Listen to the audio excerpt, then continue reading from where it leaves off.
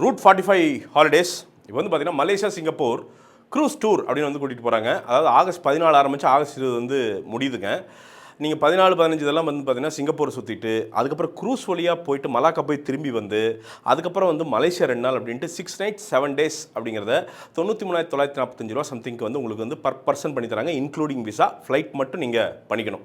இதுக்கு வந்து பார்த்தீங்கன்னா உள்ள வாட்டர் ரைடு, சாப்பாடு, 4 வேளை சாப்பாடு அப்படின்ட்டு எல்லா ஃபெசிலிட்டியுமே சூப்பராக வந்து ரூட் 45 ஹாலிடேஸ் வந்து அரேஞ்ச் பண்ணி தர்றாங்க. ஒரு யூகே தமிழர் நடத்துகிற ஒரு அட்டகாசமான பிஸ்னஸ் இது. நீங்கள் வந்து இந்த சிங்கப்பூர் மலேசியா க்ரூஸ்லாம் வந்து பார்த்தீங்கன்னா பக்காவாக இருக்கும். இந்த டூர் போகணும் அப்படின்னு நினச்சிங்கன்னா தயவு செய்து இந்த நம்பரை வந்து கால் பண்ணுங்கள். இன்றைக்கே உங்கள் டூரை புக் பண்ணுங்கள். TN 2026 அப்படின்னு. அதாவது நட்டி வந்து பார்த்திங்கன்னா சராமரியே நிறைய பேர் பகைச்சிருக்கார் தலைவர் நம்ம நட்டி நடராஜனை. குல்கந்த் குமார் அப்படின்ட்டு வந்து பேரே நம்மளால் சிரிப்பு தாங்க முடியல. ஏன்னா குல்கந்த் குமார் அப்படின்னு பார்த்தா அவங்க அப்பா வந்து சின்னதில் தமிழாக இருப்பார். அங்கே போய் ஏதோ மத்திய பிரதேசம் உத்தரப்பிரதேசம் குல்கந்த் விற்க போயிருப்பார். அப்போ இவன் பிறந்திருப்பார். ஆனால் முருகனோட பேரே குமாரே, அதனால் குல்கந்த் குமார் அப்படின்ட்டு இந்தி ஆக்ஷனில் தலைவர் தமிழ் வாழ்க்கை அப்படின்ட்டு இனிஷியல் டேஸ்லாம் வந்து பார்த்திங்கன்னா தலைவன் வந்து ஹிந்தி இங்கிலீஷ் தான் பேசுவான் தலைவன்.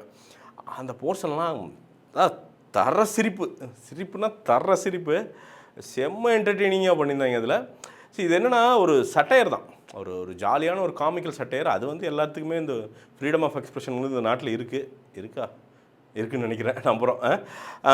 ஸோ அதை வந்து பண்ணியிருக்காரு. இது ஆக்சுவலாக வெளில இந்த படம் வர்றதுக்கு முன்னாடி என்ன சொன்னாங்க அப்படின்னா விஜயை மட்டும் இது வந்து தாவேகா விஜய் வந்து குறி வைக்குது அப்படின்னு சொன்னாங்க. உள்ளே போய் பார்த்தா அப்படி இல்லை.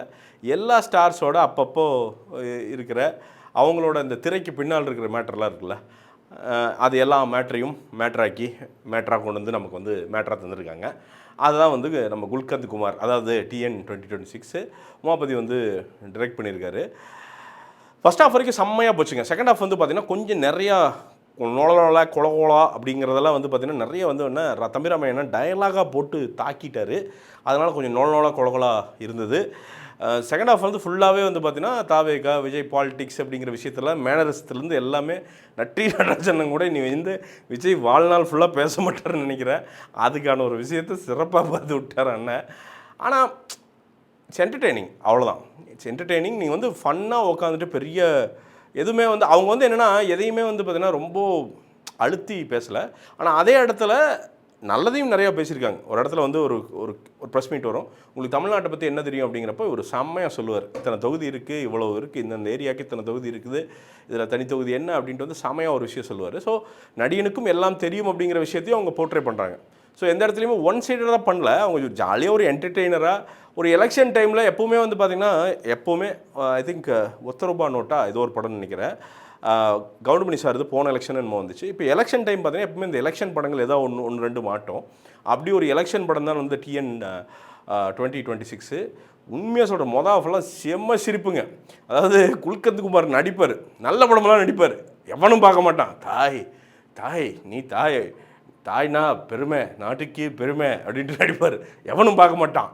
அடுத்து வந்து பார்த்தீங்கன்னா ஆப்போசிட் பண்ணி கத்தி எடுத்துட்டு தாயாவது நாயாவது அப்படின்ட்டு எட்டி உதைப்பாரா, உதச்சோன்னே அங்கே ஹிட் ஆயிரும். அதாவது இன்றைக்கி இருக்கிற அந்த சினிமாவில் எது ஜெயிக்குது அப்படிங்கிற மேட்டர் இருக்குல்ல, கத்தி எடுத்து சொருகு அதோட சூப்பர் கமெண்ட்ரி இருந்துச்சு. அதெல்லாம் அது ரொம்ப நல்லாவே பண்ணியிருந்தாங்க அந்த அந்த போர்ஷன்ஸ் எல்லாம். என்ன செகண்ட் ஹாஃப் வந்து இன்னும் கொஞ்சம் கிரிப்பிங்காக கொஞ்சம் நீளமாக போயிடுது, அங்கங்கே வந்து நீளமாக போயிடுது. அது ஒன்று தான் பிரச்சனை. கண்ணன் ரவி சார் இது படத்தை வந்து ப்ரொடியூஸ் பண்ணியிருக்காங்க.